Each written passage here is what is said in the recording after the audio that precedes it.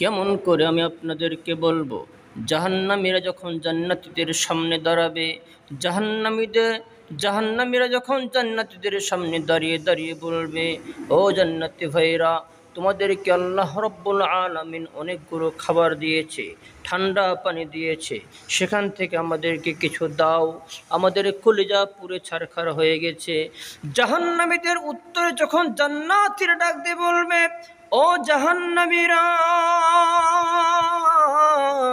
না না, ইন্নাল্লাহ হারমাহুম আলাল কাফিরিন, তোমাদের জন্য জান্নাতের খাবার সব হারাম করে দিয়েছে, কাফিরদের জন্য জান্নাতের খাবার সব হারাম করে দিয়েছে, দেওয়া যাবে না। তোমরা এইভাবে থাকো, এইভাবে মরো, তোমাদেরকে কখনো এগুলো খানা খাওয়ার দেওয়া যাবে না।